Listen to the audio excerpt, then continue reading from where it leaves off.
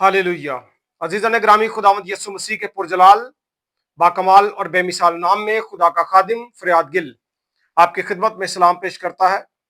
खुदा आपको कसरत की बरकत अता फरमाए, सेहत और सलामती बख्शे। Thank you so much. आपसे दरख्वास्त है कि अगर लोगोस टीवी को सब्सक्राइब नहीं किया तो please do subscribe. Thank you so much. और कंटेंट आज का हमारा जो है, देखें जी, जंग लगी हुई है।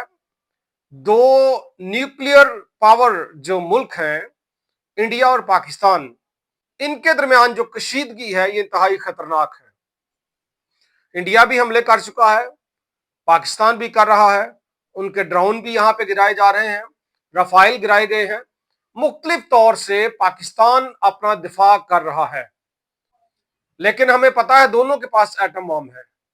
और इसके अलावा फलस्तीन की जंग है इसराइल के साथ, यूक्रेन में जंग है रशिया के साथ, और भी कई ममालिक में जंग, सिविल वार या कशीदगी चल रही है।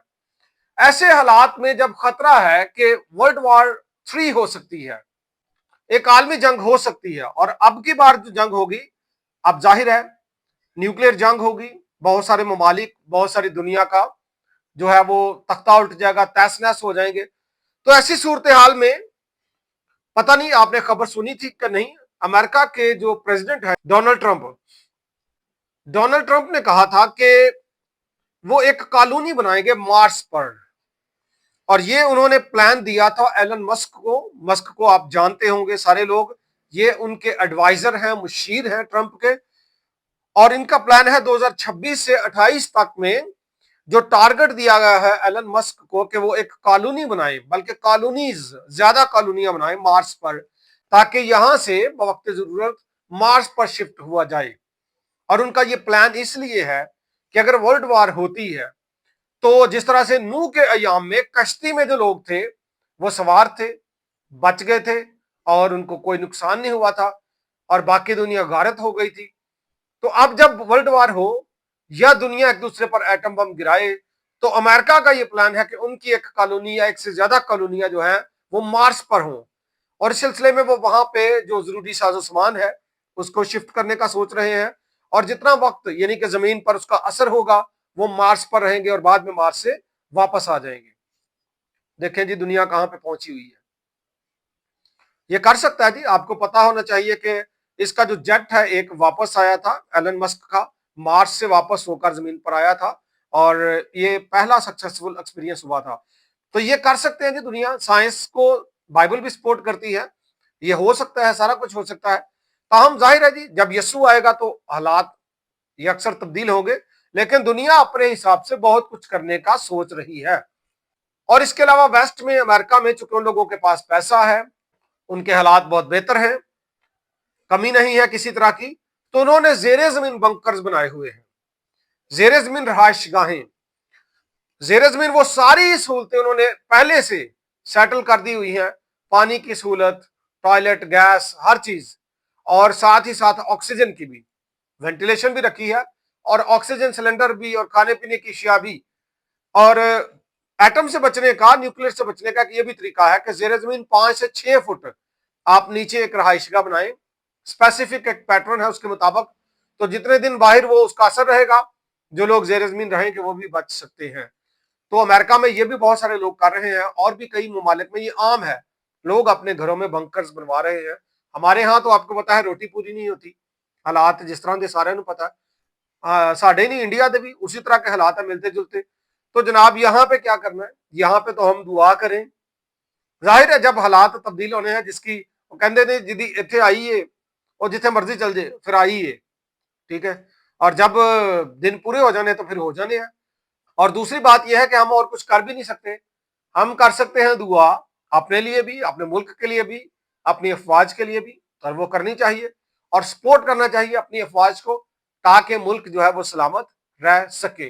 ये वो तरीकाकार है जो हम कर सकते हैं। और वो जनाब लोग जो है वो आने वाले वक्त का सोचते हैं, लंबी प्लानिंग करते हैं। और सिम्पसन कार्टून्स के ताल्लुक से भी चल रहा है कि जी पाकिस्तान ने एटम गिरा दिया था इंडिया पे, उन्होंने कहीं पे दिखाया है। तो उस कार्टून की भी सारी जो है वो रिसर्च में आपके सामने लेकर आऊंगा कि कैसे वो करते हैं, क्या होता है। तो जी ये सारा मामला है। अमेरिका चाहता है कि अगर दुनिया तबाह होना शुरू हो जाए तो अमेरिकन जो है वो सेव रहें, वो किसी और प्लेनेट पर मूव कर जाए, वहां पे रहें, या वो जेरे जमीन रहें और फिर जब वक्त आए तो वो बाहर आ जाए। और मैं सोच रहा था, कलाम मुकद्दस की आयत मेरे जहन में आ रही थी, बड़ी खूबसूरत है कि हर एक घुटना खुदावंद यीशु मसीह के सामने झुकेगा, खा आसमानियों का हो। अब आसमान पर बहुत सारे मुकद्दसीन भी हैं, खुदा के फरिश्ते भी हैं और वो आसमान पर मौजूद हैं। लेकिन आसमान के 3 दर्जात हैं, 3 आसमान कह लें आप। सबसे ऊपर जहां पे खुदा बाप का तख्त है, फिर उसके बीच में ये जो स्पेस है, सारा इलाका, ये वाला इलाका, फिर ये जो आसमान हमें नजर आता है, बादल वगैरह नजर आते हैं, ये पहला, फिर स्पेस दूसरा, फिर उससे तीसरा बाप का तख्त।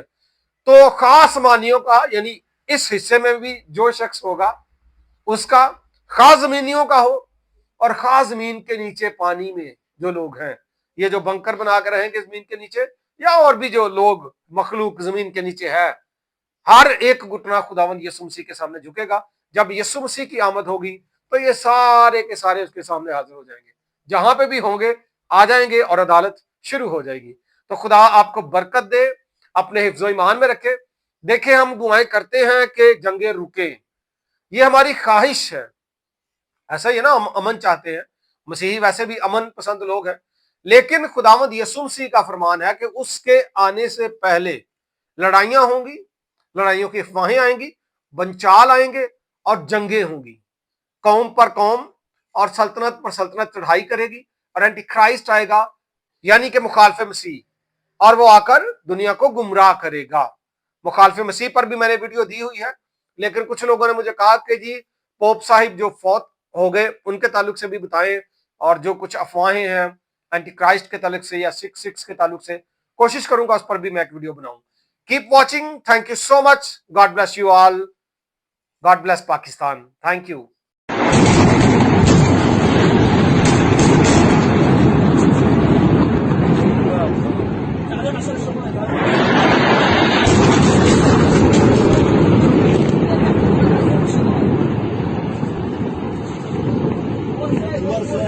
Você.